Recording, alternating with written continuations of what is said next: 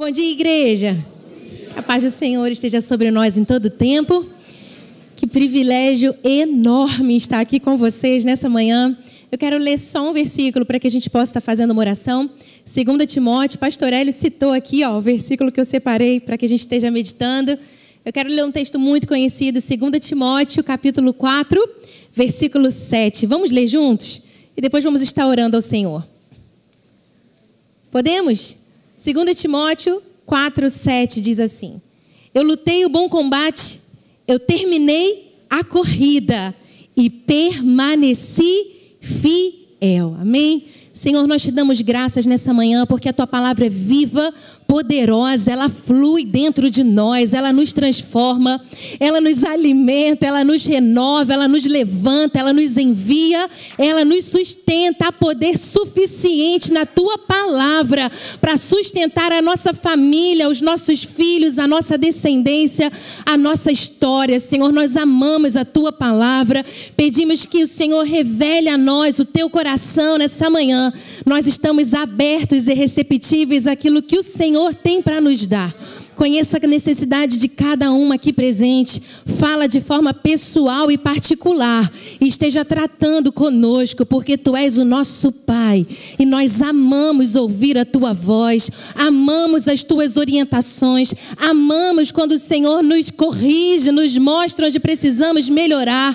Amamos quando o Senhor acende a luz do nosso interior e alinha os nossos passos com os Teus. Nós queremos estar contigo, Senhor, aonde o Senhor estiver, nós estaremos, porque amamos a tua presença e te damos graças por tudo, em nome de Jesus. Amém e amém. Que manhã gloriosa, irmãos. Eu já recebi tanto de Deus, você também? Eu ficava a manhã inteira aqui ouvindo o pastor Hélio. Falei, eu não queria nem levantar a pregar, queria só ficar ouvindo, recebendo. Mas que privilégio enorme compartilhar sempre viva semente da palavra de Deus com vocês. Encontrei aqui o irmão querido, irmão Guilmar, irmã Solange, fizeram parte da primeira turma da Atos aqui, vinham lá de Maricá para Bom Sucesso, concluíram a escola e têm permanecido fiel a Deus. Um casal que carrega, aplauda mesmo a Deus por essa família. Quando nós chegamos em Maricá, foi uma família que nos deu suporte, um amigo pessoal do meu pai que tem servido fiel no ministério. Que surpresa maravilhosa encontrá-los aqui nessa manhã. A Igreja de Jesus é assim, né? Nós somos uma grande família, temos um único pai, temos um único general e nós nos encontramos nele, no coração dele. E eu confesso, Deus tem me dado o privilégio de pregar em alguns lugares e estar pregando aqui para a pastora Deise, para o pastor Hélio. Eu me sinto como aquela aluna que vai apresentar trabalho para o mestre, sabe? Dá um friozinho na barriga danado. Mas eu me lembro que a primeira aula que eu assisti aqui da Atos, eu nunca mais esqueci, isso ainda pulsa dentro de mim. O pastor Hélio fez a aula inaugural e ele falou assim: você sentou aqui pensando em você. E é verdade. O que você tem para receber, o que você quer aprender. Mas Deus, Ele está vendo quem Ele vai alcançar através de você. Eu tomei posse daquela palavra e eu ainda me lembro dela quando eu vou em outros lugares, porque eu tenho essa certeza que é tudo por Ele, para Ele, por meio dEle. Eu estou aqui acompanhada do meu marido, o pastor Hélio já falou, fizemos 10 anos de casado essa semana. Vocês não têm noção de como esse homem me alinha com Jesus, o quanto ele pastoreia meu coração, o quanto ele vai sempre trazendo esses fundamentos do céu para a nossa família, para a nossa casa. Meu irmão também está aqui, vocês viram pregar, eu também vi pregar, recebi essa pregação de manhã. E nós tivemos aí o Silvio aí, Eu creio que nós tivemos o privilégio, se nós estamos aqui hoje, algumas pessoas perguntam para o meu pai, qual que é o segredo de ter uma família que ama Jesus, que ama a igreja? E eu sempre vi meu pai dar a mesma resposta, ele fala, é sempre pela graça. Mas eu tive o privilégio, eu creio que a marca do ministério dos meus pais, se eu tivesse que descrever a caminhada deles como Deus, é muito simples. Eles são pessoas que foram tocadas por Jesus, só isso. Eles se apaixonaram por Jesus, pela presença, pela palavra e guardaram o coração fiel. Então meus pais foram a maior referência que eu tive de caminhada com Deus, de coração, de integridade, de viver dentro de casa aquilo que é pregado na igreja. O meu pai, ele exalava mais Jesus ainda na mesa de casa do que na igreja. E se você perguntar para ele, ele teve grandes referências. Mas eu sei que quem deixou marcas de discipulado na vida dele foi o pastor Hélio. Ele sempre fala dos encontros lá em Bom Sucesso, na época que treinava os discípulos, né? Ali os diáconos, chamavam de diáconos, e aí os morcegos da noite. Eu cresci ouvindo essas histórias, né? Fui abençoada por elas. Minha mãe escreveu uma carta, pediu para eu ler, me mostrou. E eu estava me lembrando, antes de ouvir falar em cura divina aqui na Escola Atos, eu fui prova viva disso. Pastor, não sei se você lembra, mas quando eu devia ter por volta de uns 5 anos, eu recebi um diagnóstico, eu estava com pneumonia, e minha mãe me levou no médico, ele disse para eu voltar para casa, mas ficar sob observação. De noite o médico ligou e falou, olha, eu pensei melhor, eu realmente acredito que a gente precisa internar ela. Traz ela para o hospital, a gente vai precisar internar. Quando o médico ligou, não tinha essa facilidade toda de celular, né? Naquela época, meu pai estava num desses encontros lá na igreja, do treinamento dos diáconos. Minha mãe ligou para a igreja para comunicar ele, obviamente muito nervosa, porque se tem um negócio que tira a mãe do sério é filho, né? Você que é mãe, você sabe disso. Muito nervosa, e comunicou ele o que estava acontecendo. E aí ela falou que não esperava, e o pastor Hélio apareceu lá em casa com os diáconos. Ela disse que ele orou por mim, colocou a mão sobre os meus pulmões, e ele me abençoou naquele dia. E quando o médico foi fazer um novo exame, para que ele pudesse definir o que ia fazer, ele disse assim, esse exame não é da mesma pessoa que foi antes, porque o toque de Deus, ele me alcançou. Eu acho que até hoje eu estou nessa unção aqui, ó, do fôlego divino que ele colocou dentro de mim. E eu sou um testemunho vivo, irmão. Se tem um testemunho que eu carrego na minha vida, é que Jesus vale a pena. Jesus, ele não é um momento. Essa fé inabalável não é uma fé de oportunidade de um domingo, não é uma fé de uma conferência, é uma fé de uma caminhada, de uma história, de uma vida com Ele. Jesus não quer muito de você, Ele quer tudo de você, porque Ele é um Deus que nos chama para viver uma dependência, uma entrega real. E o que eu posso dizer é que Deus não fica devendo nada para ninguém. A ampla suficiência de Deus vai alcançar você em áreas até que o dinheiro não pode comprar. Ele vai te fazer rico de coisas que só o céu tem para fornecer para você.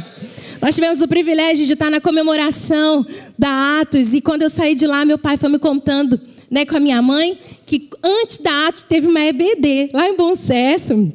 E meu pai disse assim, filha, eu era aquele que fazia xerox. Eu chegava cedo na EBD, eu imprimia e eu dividia a apostila lá, compartilhava, organizava, eu ajudava na organização. E minha mãe, sabe onde ela estava? Estava lá no berçário, cuidando das crianças, para que outras pessoas pudessem estar servindo, ouvindo a palavra. E hoje eu vim aqui, muitos anos depois, dizer para você que Deus é fiel.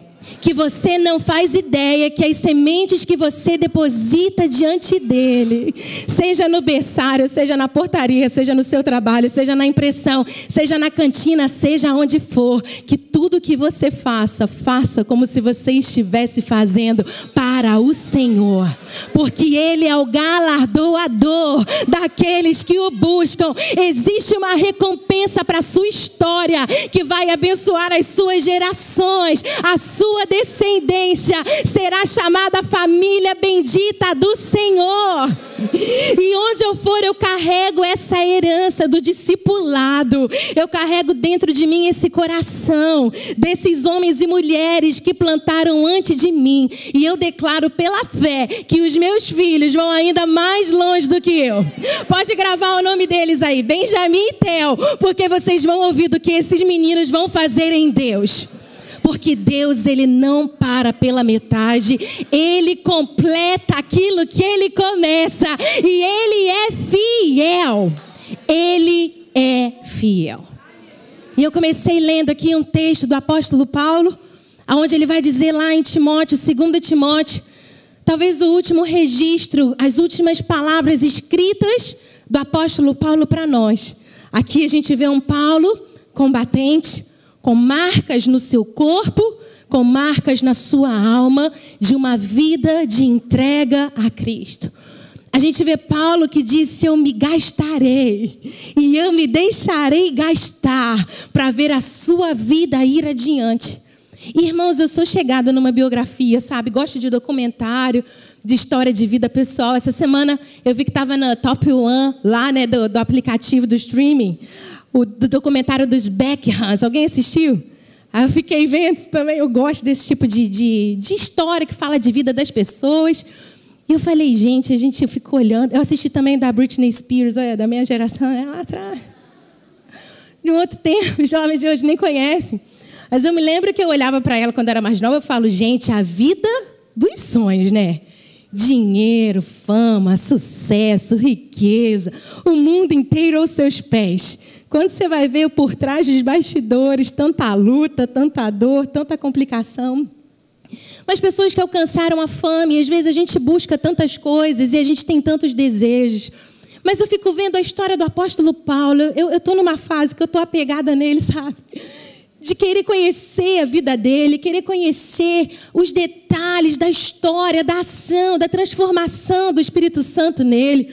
Porque eu acredito que nós precisamos desse fundamento de homens que vieram antes de nós e receberam a revelação do próprio Deus. Mas ele, no final da sua vida, no corredor da morte, ele está dizendo, olha, a minha vida já foi entregue como oferta ao Senhor.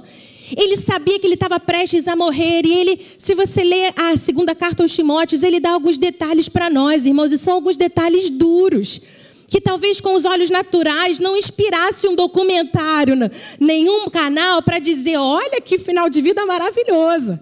Quer ver uma coisa que Paulo vai nos dizer? Olha, Timóteo, eu cheguei. Paulo agora está na sua segunda prisão. Não está mais preso por questões religiosas. Na primeira prisão, os judeus armaram contra ele. Ele tinha várias regalias, ele tinha acesso a amigos. Agora não. Agora Paulo está preso numa masmorra como um criminoso. Ele tem a sua reputação destruída. Roma, né, a maior cidade, o maior lugar do império, vai queimar. Obrigada, irmão. Por 7 noites e 6 dias. E esse crime cai na conta dos cristãos. E Paulo, como líder deles, é acusado de incendiário. Então Paulo tem a sua reputação arruinada. Ele diz para Timóteo, eu estou preso como um criminoso. E além de estar preso, sendo acusado de coisas que ele não cometeu, seríssimas, eu fico imaginando a quantidade de fake news que ia sair hoje do apóstolo Paulo, se fosse nos dias atuais. Olha lá, o maior apóstolo pregava Jesus, mas estava incendiando casa de viúvas, mulheres, crianças. Quantas coisas não foram ditas. Aí Paulo vai deixando ver um pouco da sua dor. Ele diz, Timóteo, ele era um cidadão romano, ele tinha direito à defesa.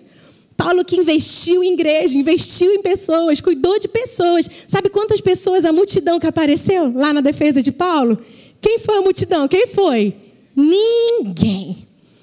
Paulo diz, todos me abandonaram. Você já foi abandonado por alguém que você ajudou? Você já estendeu a mão, já cuidou, já botou na mesa, já discipulou, já trouxe para perto, já deixou ver teu coração.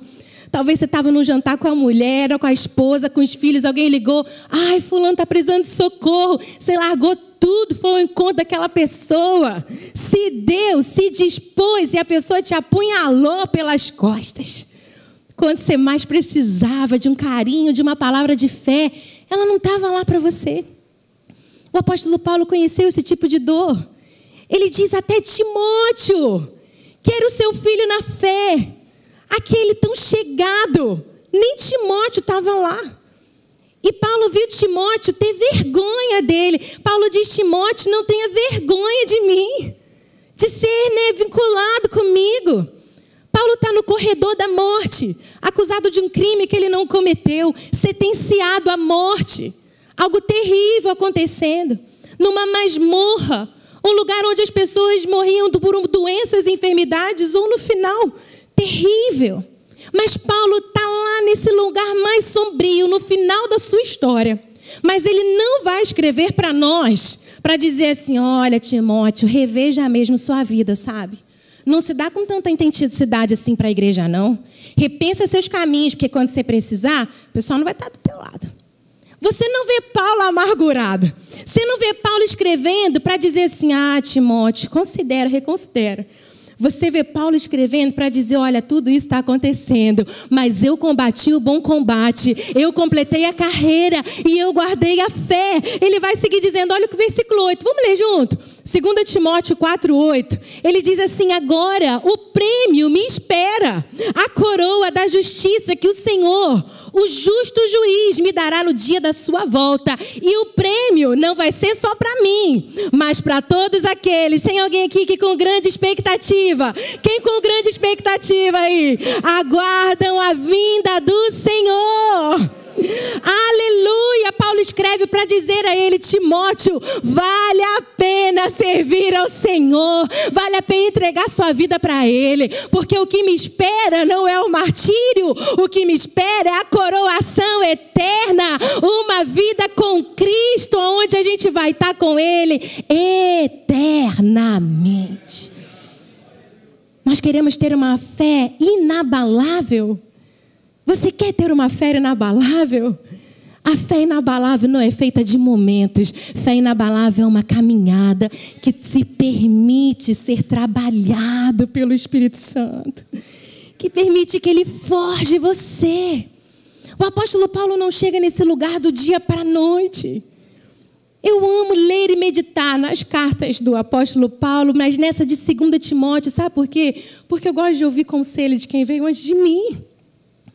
Paulo fala, né? Tá lá, olha, os mais velhos devem ensinar os mais jovens.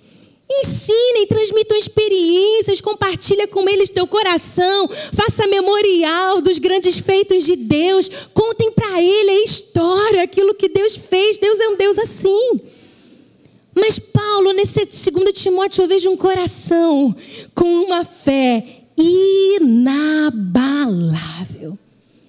Do lado de fora, Paulo disse, externamente, temores, perigos, internamente, tremores. Mas Cristo, Ele vale a pena, Ele me livrou e Ele continuará a livrar-me. Às vezes Ele fala, estou na boca do leão. Paulo segue o texto, ele diz isso. Às vezes, irmão, a gente sente que a gente está dentro da boca do leão, mas Deus está lá e uma palavra dele muda tudo.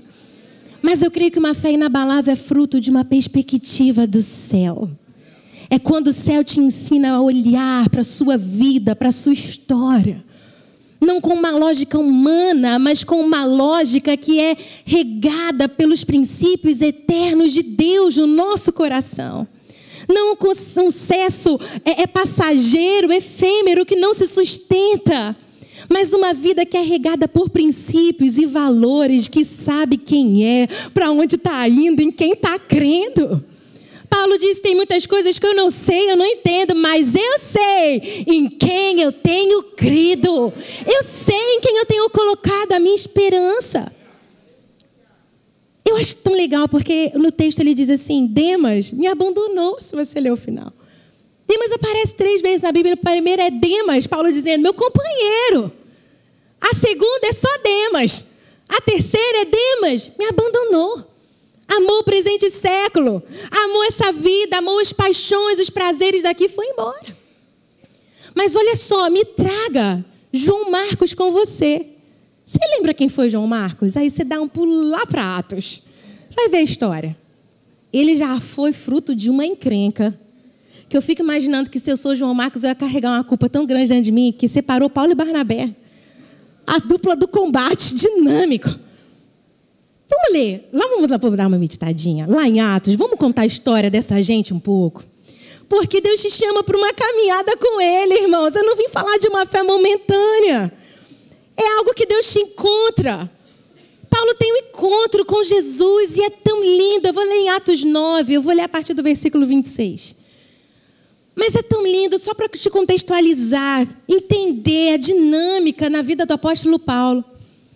Paulo perseguia os cristãos. E não era qualquer coisa, não. Eu fico imaginando cenas violentas na minha cabeça. Homem, mulher, criança, era todo mundo. Ele faz isso por um ideal. Ele acreditava que era o certo. Você já prestou atenção que às vezes a gente está muito convictamente errado?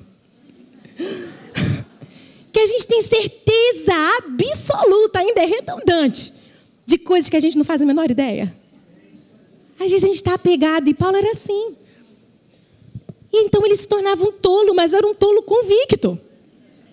Que nem a gente. Mas um dia ele está no caminho e ele ouve uma voz. Eu amo a forma que Jesus fala, porque é assim: Paulo, Saulo, Saulo, por que me persegues? Quem que Paulo perseguia, irmãos? Quem? Eram os cristãos. Homens, mulheres. Jesus leva para o pessoal a perseguição contra você. Se alguém faz uma coisa contra você, Jesus diz: é comigo, está fazendo comigo. Quem mexe contigo, mexe com ele. Jesus aparece para dizer a Paulo: Paulo, tu está me perseguindo, porque a sua vida está nele. Não dá para tocar em você sem tocar nele. Essa é a gloriosidade da mensagem que a gente carrega. Essa é a esperança que o mundo anseia. Cristo em nós, a esperança da glória. Ele é tudo em todos, é tudo sobre Jesus. E ele fala: Paulo, você está me perseguindo. Então Paulo tem toda aquela experiência, você vai vendo os detalhes, ele fica cego, Deus manda um profeta orar por ele, a visão abre. Mas aí Paulo diz que ele vai 3 anos, ele não vai ver ninguém da igreja. Se os discípulos tiveram 3 anos com Jesus, Paulo tem 3 anos lá na Arábia de um intensivão com o Espírito Santo. Hoje ele recebe uma teologia do alto, onde ele vai dizer: não foi homem que me revelou isso, foi o próprio Deus que abriu os meus olhos para a verdade, ele me deu uma mensagem. Agora você imagina você tem algo transformador na sua vida, você passa 3 anos sendo treinado, e aí de repente a Bíblia diz que ele volta para a igreja mãe, lá em Jerusalém. Gente, eu não sei você, mas eu imagino a cena assim. Sabe um lutador no ringue, na beira do ringue?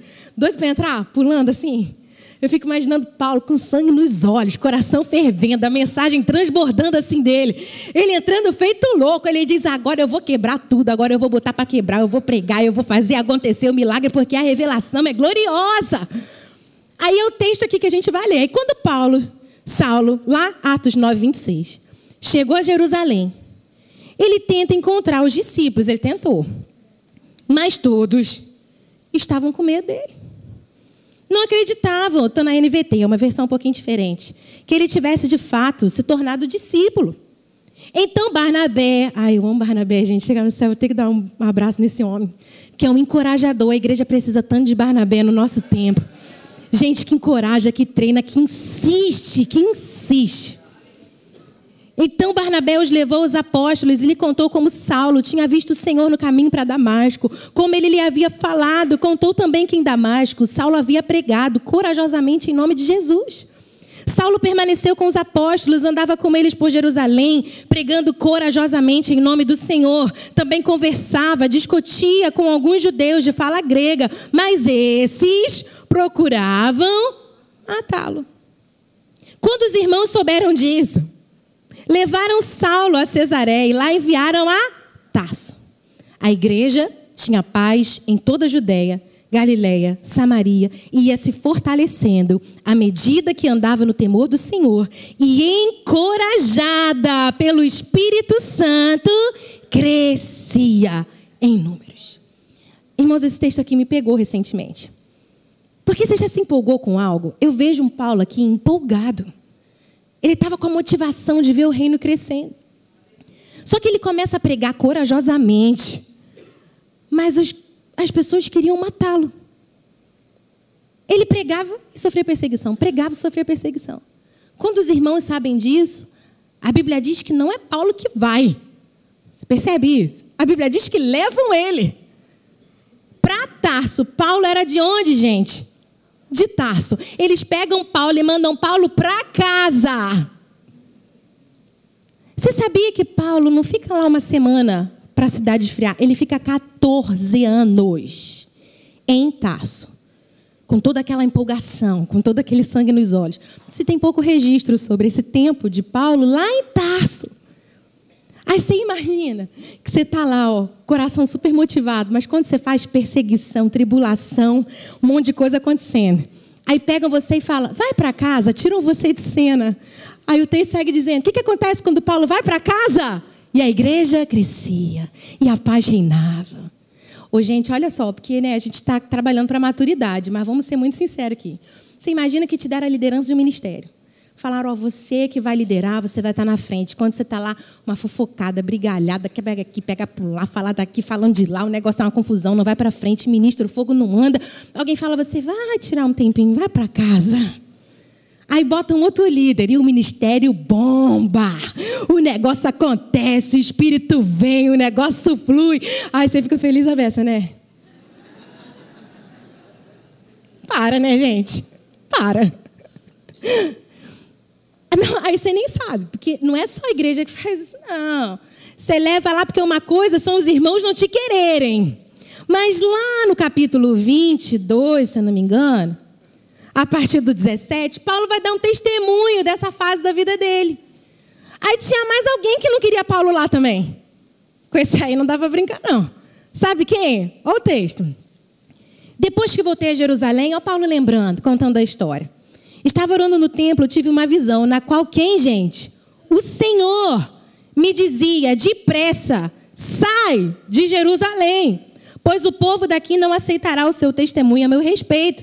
E eu respondi, Senhor, sem dúvida, eles sabem, Paulo está argumentando, que em cada sinagoga eu prendia, açoitava aqueles que criam em ti.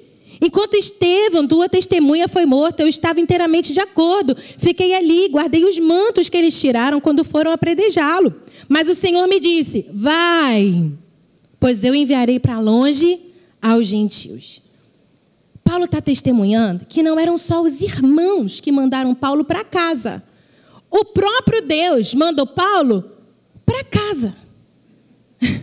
E quando Paulo vai para casa, pasme em você. A igreja crescia, tinha paz por todo lado. Eu fico imaginando Paulo em Tarso, gente. Eu fico imaginando. Ele lá, mas tudo que o Senhor me deu, todas as revelações que eu recebi da parte de Deus, para quanto que é isso? O que eu estou fazendo aqui, Deus? Eu sou um desperdício. Mas sabe o que eu aprendo, irmãos, com essa história? Deus não tem pressa em preparar os seus. Ele não quer que você tenha um momento com Ele. Ele quer uma vida onde você aprende que aquilo que você é em Deus é mais importante do que aquilo que você faz para Deus. Deus não quer fazedores, porque Ele não precisa. As pedras pregarão. Deus não se impressiona com o seu dom, com o seu talento, com a sua eloquência, com a sua capacidade de fazer nada, com o seu dinheiro, com o seu título. Você não pode impressionar Deus com nada disso. Deus se impressiona com o coração, que é um lugar que se permite ser trabalhado por Ele, para que você possa crescer nele. A prova de Deus, a modo de Deus. E às vezes as escolas de treinamento a gente queria evitar, irmãos. Eu tenho um filho, meu caçulinha ama jogo da memória. Ele ama, tá viciado em jogo da memória. Aí eu comecei jogando com ele. Eu jogo com ele assim.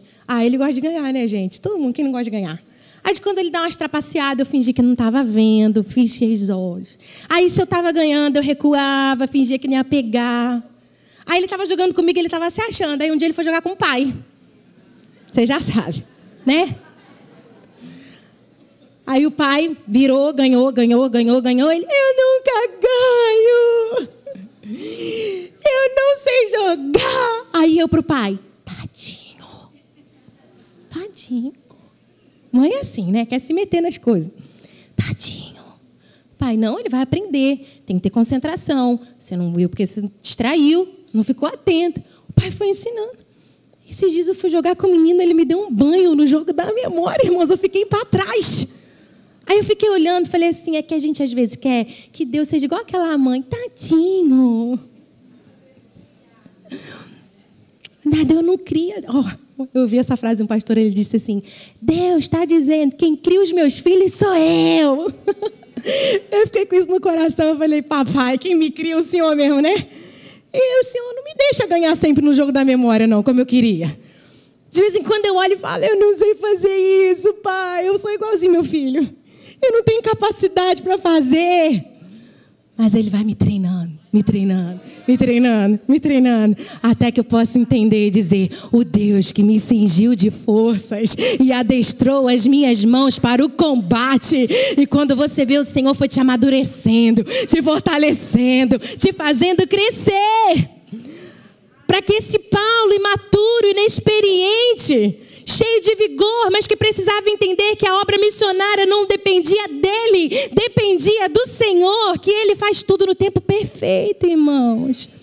Sabe o que é mais lindo? Você segue Atos 9 ali, aí vai entrar um outro momento da igreja importantíssimo. Pedro tem um sonho. Olha o que acontece. O Paulo está lá em Tarso. Vai, Paulo, deixa Deus trabalhar em você. Vai perder um joguinho da memória aí. Aí Pedro está lá vivendo uma experiência com Deus. Olha, Deus falou, Pedro, vai porque eu vou te enviar para os gentios. Mas é que a igreja tinha que se preparar para receber os gentios. Aí Pedro tem um sonho. Ele vê lá um animal, diz, come, não como. Eu? Não como. Come, não como. Nunca toquei em coisa impura, não comi, não vou comer, não comerei, não comerei. Aí Deus diz para Pedro que não chame de impuro aquilo que eu purifiquei. Deus começa a preparar o terreno para aquilo que o apóstolo Paulo ia semear e colher lá na frente. Quando a igreja ouve dizer que Pedro andou frequentando os lugares que frequentou, todo mundo começa a falar mal de Pedro. Fala, Pedro, por onde você andou? Não é assim que funciona, não é assim que Deus faz, nunca foi assim que aconteceu, a tradição não diz isso, a história não diz isso, está comendo com gentio, sentando com gentil, não é assim que funciona. Aí Pedro conta, mas eu tive um sonho, e Deus falou, Deus fez, e aconteceu. E aí a Bíblia diz que todos glorificaram a Deus, porque entenderam o que Ele estava fazendo. Sabe o que eu aprendo com essa história? Deus não perde o controle da sua vida, hora nenhuma. Talvez você esteja em Tarso falando, o que eu estou fazendo em Tarso? Eu quero ir para Jerusalém. E Deus está dizendo, calma, vai chegar teu tempo, a tua hora. Mas eu tenho algo para você hoje. Vamos jogar um joguinho da memória aqui. Deixa o Pai te treinar, deixa o Pai te forjar, deixa o Pai te amadurecer. Porque a bênção de Deus enriquece, não acrescenta, é dano. E o Pai não quer te levar num lugar que você não tem estrutura para não se quebrar se você chegar lá. Tem que aniquilar teu ego primeiro, tem que fazer morrer tua vaidade, tem que fazer morrer você achar que é sobre você. Porque não é sobre você, é sobre Ele, é tudo sobre Ele. O reino é dele, a obra é dele, a glória é dele, a honra é dele, é tudo sobre Ele. Nós só precisamos fazer morrer dentro de nós. Mas é uma história, irmãos. A gente pode falar do apóstolo Paulo, pode falar de Pedro. Ai, a Bíblia é tão linda. A Bíblia fala sobre os heróis da fé e depois diz, visto que temos a rodear-nos tão grande nuvem de testemunhas. Tudo que foi escrito para que você tenha perseverança. Está passando por um luto difícil, não consegue entender? Volta a história, lá está Ruth, contando o testemunho dela para você, dizendo, tu vai encontrar o teu Boaz, você vai encontrar a presença e a graça de Deus na sua história. Você vai ver Deus agindo. Tem uma descendência vindo de você. Você se sente rejeitada. Você se sente não vista, não reconhecida. Volta à história. Lá está Lia sofrendo pelo amor do seu marido. Dizendo, dessa vez meu marido vai me amar. Dessa vez meu marido vai me amar. Tem o primeiro filho, nada. O segundo filho, nada. O terceiro filho, nada. Aí no quarto filho, Lia muda o discurso dela. Você lembra dessa história? O quarto filho, Lia diz assim, dessa vez eu louvarei ao Senhor. Quem é o quarto filho de Lia? Judá.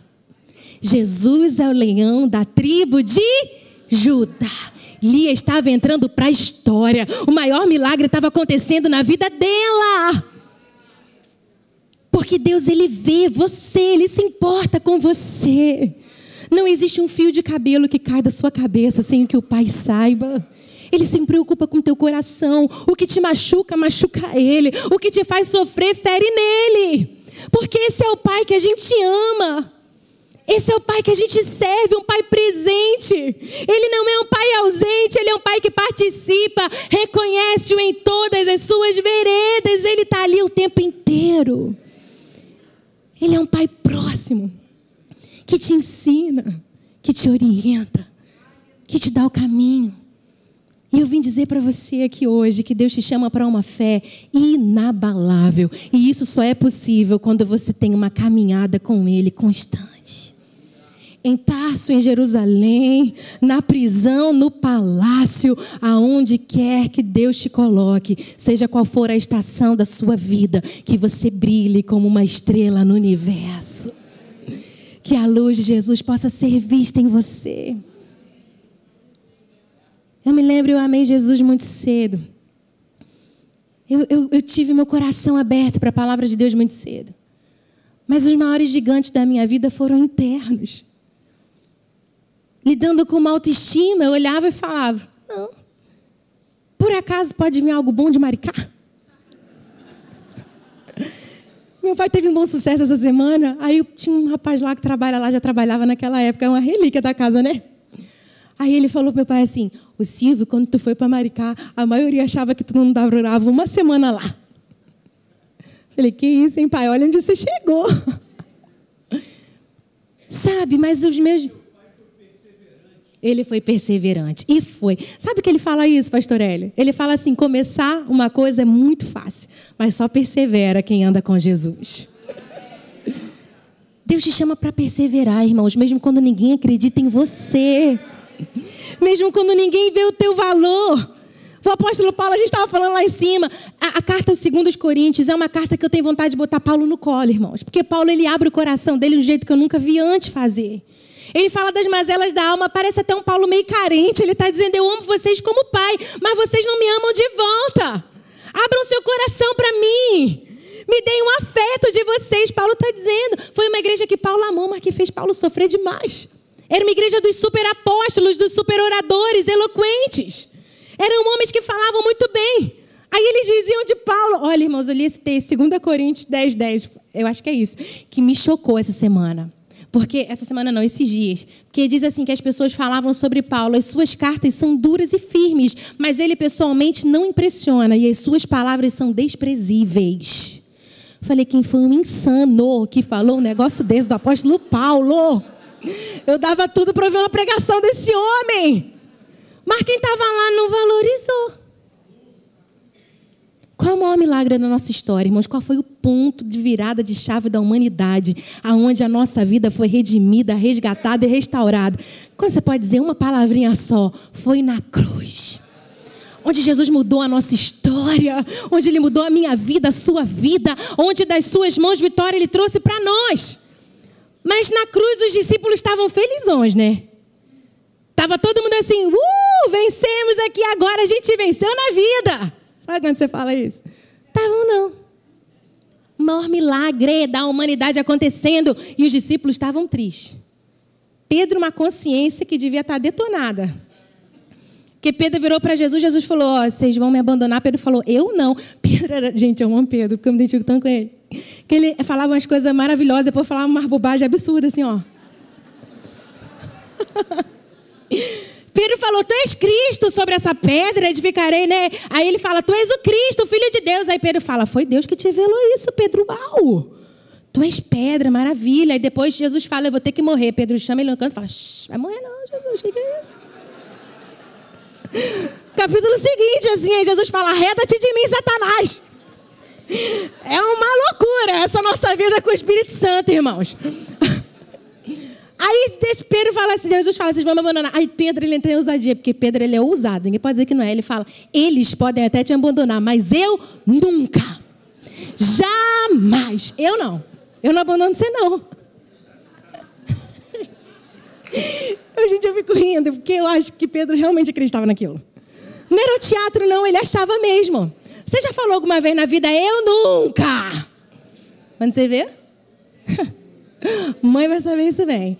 Porque eu via um monte de criança fazendo escândalo na rua por causa de brinquedo. Eu falava, eu nunca passarei por isso. Meus filhos, não.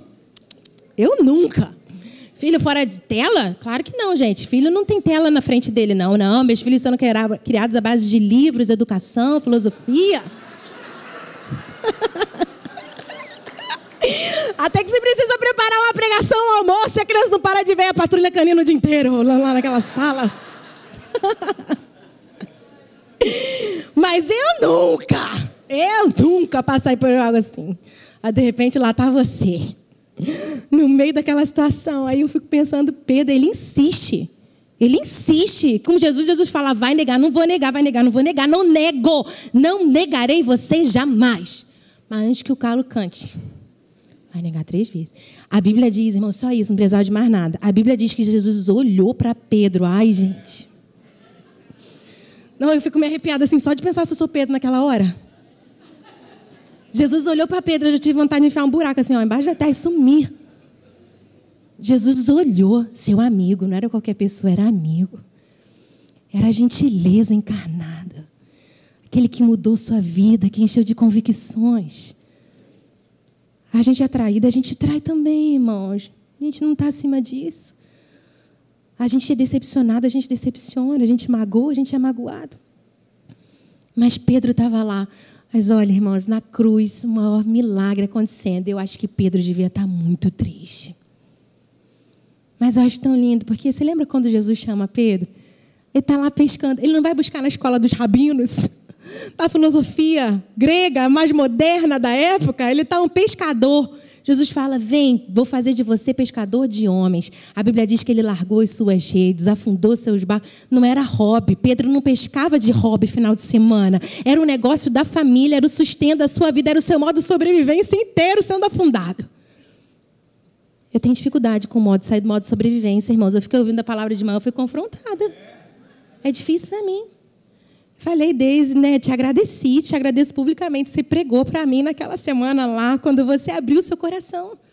Que às vezes a gente vê o passo de fé do outro e fala, não, para ele foi muito fácil. Eu que tenho que fazer contas, eu que tenho que organizar, eu que tenho que fazer. Quando você vê que o outro também teve medo, o outro também ficou inseguro, o outro também não soube o que fazer. E vou te dizer, irmãos, às vezes eu não sei você se tem esse problema, mas às vezes eu faço conta. Nunca foi meu forte, mas às vezes eu faço. Eu falo, Deus, acho que não vai dar não. Deve ser para um outro momento, deve ser para uma outra hora. Às vezes sair do modo de sobrevivência é difícil para mim, irmãos. Tenho dificuldade com isso. Mas eu estou nessa escola. Às vezes Deus me leva para Tarso, às vezes para Jerusalém, mas Ele está sempre comigo, Ele não me larga. Graças a Deus por isso. E aí, então, nesse momento da cruz, Pedro larga tudo, Pedro, e vai. Só que quando chega lá, triste, a Bíblia diz, o que ele faz? Ele volta a pescar. Perdido, desorientado. Fala, eu vou pescar. Ele era líder, os outros vão atrás dele. Ele está lá pescando, joga rede, sai rede, joga rede, sai rede. Eu acho lindo, porque a Bíblia diz que quando ele sai, Jesus estava lá na areia. E já tinha peixe na areia, irmãos. Jesus não precisa do seu sustento, Ele não precisa do seu modo de sobrevivência. No modo criativo, o peixe já está lá te esperando. No modo criativo, não é o dinheiro que você tem na sua poupança que determina até onde você vai. No modo do reino, peixe, a brasa, está tudo pronto. Ele só quer saber onde está teu coração, só isso. O seu amigo estava sofrendo, Jesus vai até ele. E eles têm uma conversa, ele diz, Pedro, tu me amas, eu te amo, Senhor. Pedro, tu me amas, te amo, Senhor. Pedro, tu me amas 3 vezes. A Bíblia diz que Pedro entristeceu. Ele deve ter falado, tá vendo? Tá lembrando que eu neguei ele lá. Pedro devia estar que nem eu, jogando todas essas inseguranças no colo de Deus. Dizendo, não pode ser eu, chama outro. Deus, eu te neguei, eu não fui fiel, eu não fui tão corajoso, eu não fiz o que eu devia fazer. Envia quem vai te enviar, menos a mim. Deus adora esses. Está lá Moisés, Jeremias, Isaías. Tudo disse, eu não, manda outro. Eu falei, esse aqui que eu vou pegar. É porque são pessoas que sabem que dependem da graça de Deus, que são habilitadas por uma vida de dependência nele. Aí ele fala, eu te amo, tu sabes, Senhor. Então apacenta minhas ovelhas. Eu vejo Jesus dizendo para ele assim, então faz aquilo que eu te chamei para fazer. Eu vim dizer para você nessa manhã, faz aquilo que Deus te chamou para fazer. Se você voltou para pegar suas redes, larga elas todas de novo. Só esteja no lugar que Deus te chamou para estar, na hora que Ele te chamou para estar, com o coração que Ele te chamou para estar, porque Ele não desiste de você. Se eu tivesse que resumir uma vida de fé inabalável em uma palavra, eu diria imparável. Alguém que tem uma fé inabalável é alguém que se recusa a desistir, que se recusa a parar. É alguém que avança em direção aos propósitos de Deus. E nós não somos daqueles que retrocedem. Nós somos daqueles que avançam em direção ao prêmio da soberana vocação de Deus.